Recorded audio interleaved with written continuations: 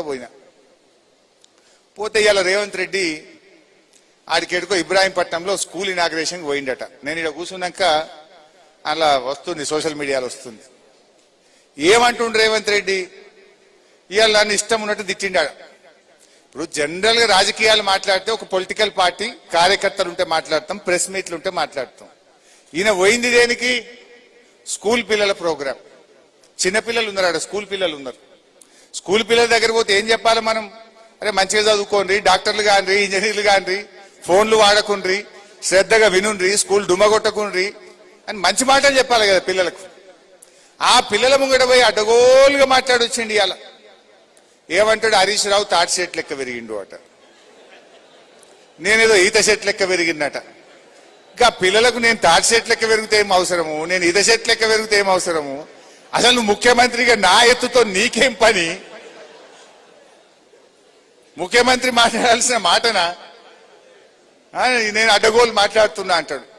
అయ్యా రేవంత్ రెడ్డి, నేను నిన్ను కూడా తిట్టగలుగుతా, నీకంటే గట్టిగా తిట్టగలుగుతా, కానీ నాకు విజ్ఞత ఉన్నది, సంస్కారం ఉన్నది. నేను తిట్టను. కానీ నువ్వు తిట్టినంత మాత్రాన నేను ఇడిచిపెట్టాను. నువ్వు నన్ను తిట్టామని నేను ఇడిచిపెట్టాను, అసలే ఇడిచిపెట్టా.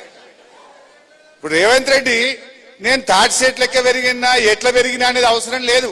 ఇప్పుడు కావాల్సిందేంది?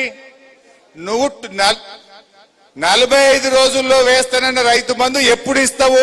గది అడుగుతున్నా, దానికి సమాధానం చెప్పు నా రైతుల పక్షాన. రైతు బీమా ఆగిపోయింది, గా రైతు బీమా చేస్తావా చెయ్యవా? గాముచ్చట కావాలి. కానీ నేను తాటి చెట్టు లెక్క పెరిగితే నీకు రైతులకేం అవసరం, నాకేం అవసరం, నీకేం అవసరం?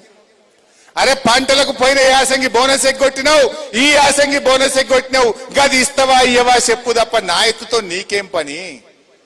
అరే పిల్లగాళ్లకు ఇలా ఫీజు రియంబర్స్మెంట్ ఇస్తలేవు. 30 లక్షల మంది ఎస్సీ ఎస్టీ బీసీ పిల్లల చదువులాగమైనవి, గది ఇస్తావా ఇయ్యవా? నేను నిన్ను అడుగుతూనే ఉంటా. నువ్వు నన్ను తిట్టినా, నా ఎత్తు గురించి అడిగినా, నా పొడుగు గురించి మాట్లాడినా, బిడ్డ ఫీజు రియంబర్స్మెంట్ ఎప్పుడు ఇస్తావో నేను నిలదీస్తూనే ఉంటా.